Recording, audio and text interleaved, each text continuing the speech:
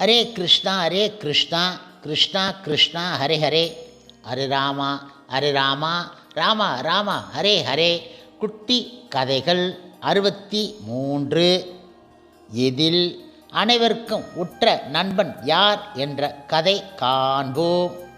முன்பு ஒரு சமயம் ஒரு கிராமத்தில் வசித்து வந்த அந்த பெண்ணுக்கு 6 அல்லது 7 வயதில் மகன் ஒருவன் இருந்தான்.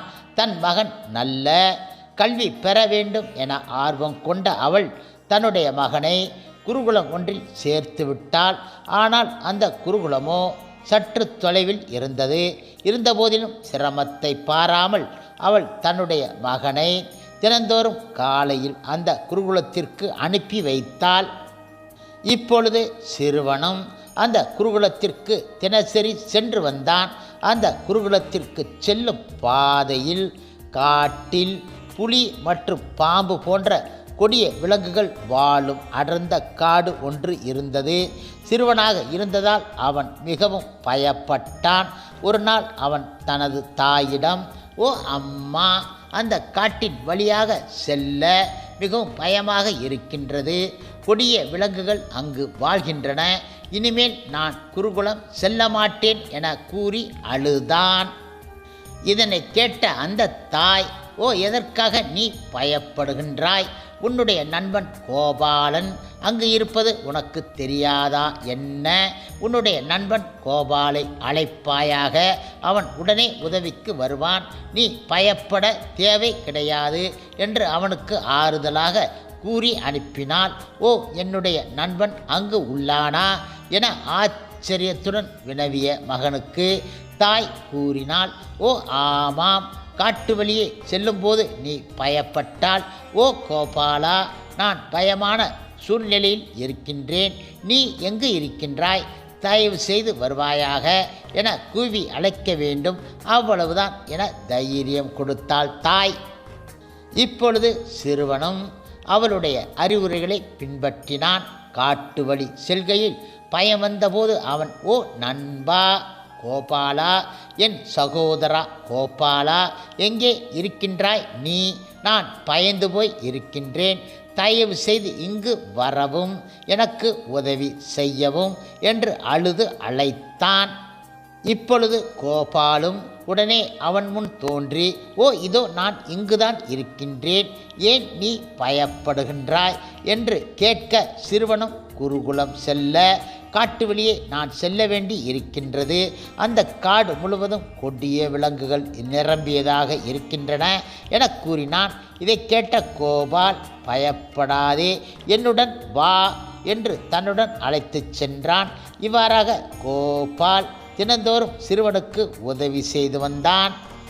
இப்படியாக இருக்கும் இந்த சமயத்தில் குருகுலத்தில் ஒரு நாள் திருவிழா ஒன்று கொண்டாட முடிவு செய்யப்பட்டது.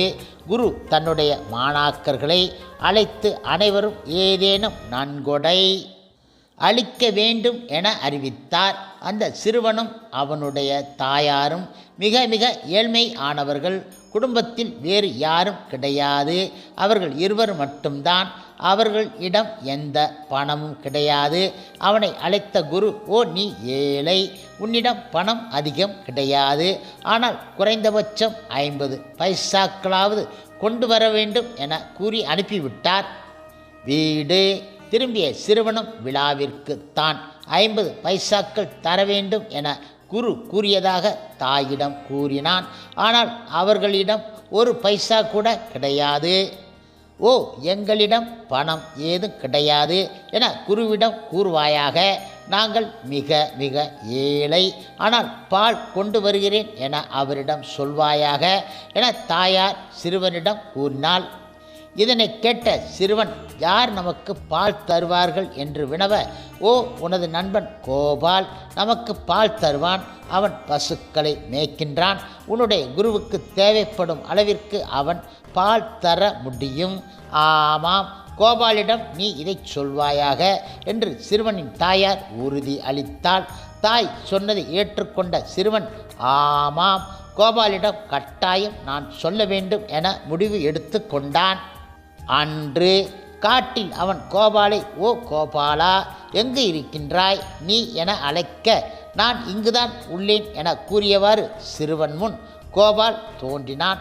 உனக்கு என்ன வேண்டும் என கோபால் சிறுவனிடம் வினவினான். ஓ, என்னுடைய குரு 50 பைசாக்கள் தர கூறியிருக்கின்றார். ஆனால் எங்களிடம் பணம் ஏதும் கிடையாது. என்னுடைய தாயார் பால் கொஞ்சம் எங்களுக்கு தருமாறு உன்னிடம் கேட்கச் சொன்னால் என்னுடைய குருவிற்கு பண்டிகை கொண்டாட பால் தேவைப்படுகின்றது. தேவைப்படும் அளவிற்கு பாலை நீ வழங்க வேண்டும் என கூறினான். ஓ, அப்படியே ஆகட்டும். வேண்டிய அளவு பாலை உனக்கு நான் அளிக்கின்றேன். உனக்கு நான் உதவுகின்றேன். எப்போதும் உனக்கு உதவி செய்ய நான் காத்து இருக்கின்றேன் என கோபாலும் சிறுவனுக்கு வேண்டிய அளவு பாலை அளித்து உதவி செய்ய ஒப்புக்கொண்டான். பண்டிகை நாளன்று சிறுவன் காட்டை கடந்து சென்றபோது கோபால், இன்றுதான் பால் வேண்டிய நாள், தயவு செய்து வா என கோபாலை அழைத்தான். இப்பொழுது கோபாலும் பால் நிரம்பிய ஒரு சிறு மண் பாண்டத்துடன் அங்கு வந்து சேர்ந்தான். சிறுவனிடம், ஓ, இந்த பாலை எடுத்துக்கொள்வாயாக. உன்னுடைய குரு இடம் அதை அளிப்பாயாக. அவர்களுக்கு தேவைப்படும் அளவிற்கு பாலை இந்த குடுவை அளிக்கும்.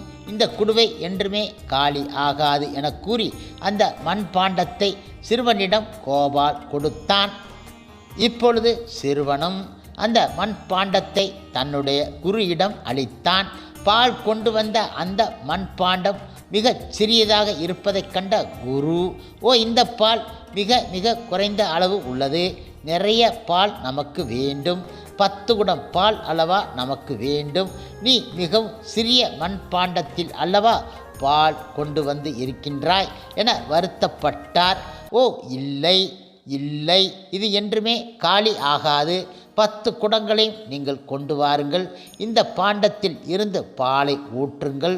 10 குடங்களும் நிரம்பிவிடும் பாருங்கள் என சிறுவன் நம்பிக்கையுடன் குரு இடம் கூறினான். இப்பொழுது குருவும் அவ்வாறே செய்ய 10 குடங்களும் பால் நிரம்பி வழிந்து ஓடின.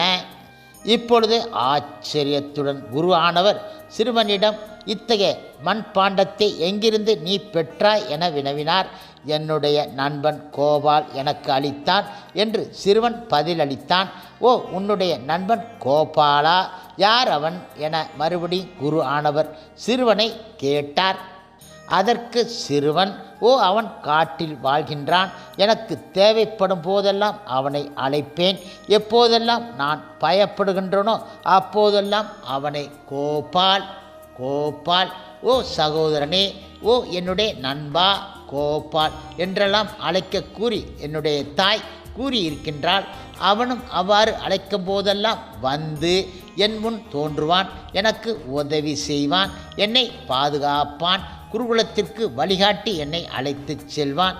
இந்த மண் பாலை அளித்ததும் அவன்தான் என்றான் அவன். தான் எல்லோருக்கும் நண்பன் என அவன் கூறுவான் என கோபாலை பற்றி சிறுவன் விவரமாக கூறினான். மேலும் அவன் எனக்கு மட்டும் நண்பன் கிடையாது, அவன் எல்லோருக்கும் நண்பன். ஆபத்து நேரத்தில், தேவைப்படும் போது, இடர்காலத்தில் யாராவது ஒருவர் அவனை அழைத்தால் அவர்களுக்கு அவன் உதவி செய்ய தயாராக இருக்கின்றான் என மேலும் மேலும் கோபாலின் மகிமைகளை சிறுவன் விவரித்தான். இப்போது நமக்கு புரிகின்றது யார் அந்த கோபால் என. கோபாலாக வந்தது முழுமுதற் கடவுள் மற்றும் பரம புருஷ பகவான் ஸ்ரீ கிருஷ்ணரே ஆவார். பகவான் கிருஷ்ணர் எல்லோருக்கும் நண்பர் என்றால் யார் அழைத்தாலும் எப்போது அழைத்தாலும் அவர் வருவார். கோபால் என அழைத்தவுடன் உதவிக்கு வருவான் என அவன் தாய் கூறிய வார்த்தையில் அந்த சிறுவனுக்கு உறுதியான நம்பிக்கை இருந்தது. அதன்படிதான் கோபாலும் வந்தான். எல்லா விதமான யஜ்யங்களையும் தவங்களையும் அனுபவிப்பவராகவும் சர்வ உலகங்களுக்கும் அதிபதியாகவும் சர்வ தேவர்களுக்கும் தலைவராகவும் சர்வ உயிர் இனங்களுக்கும் உற்ற நண்பனாகவும் என்னை அறிபவர்கள் சாந்தியை அமைதியை அடைகின்றார்கள் என பகவான் ஸ்ரீ கிருஷ்ணர் பகவத்கீதை பதம் 5.29 இந்த கருத்தை உறுதி செய்கின்றார். யார் ஒருவர் பகவான் ஸ்ரீ கிருஷ்ணர் கூறும் அவர் எல்லோருக்கும் உற்ற நண்பன் என்ற இந்த வார்த்தைகளில் உறுதியான நம்பிக்கை கொள்கின்றார்களோ அவர்களுக்கு அவர் அழைத்தவுடன் வருகின்றார். உதவி செய்கின்றார். ஆபத்தில் இருந்து அவர்களை காப்பாற்றுகின்றார். இதில் சந்தேகம் ஏதும் கிடையாது. ஆபத்து காலத்தில் மானபங்கம் செய்யப்பட்ட போது திரௌபதி அழைத்தபோது அவர் வர கிடையாதா என்ன? மரண தருவாயில் முதலையின் பிடியில் இருந்து கஜேந்திரனை காப்பாற்ற அவர் ஓடோடி வரவில்லையா என்ன? ஹரே கிருஷ்ணா ஹரே கிருஷ்ணா கிருஷ்ணா கிருஷ்ணா ஹரே ஹரே ஹரே ராமா ராமா ராமா ஹரே ஹரே. ஸ்ரீல பிரபுபாதரின் சேவையில் இஸ்கான் பக்தர்கள்.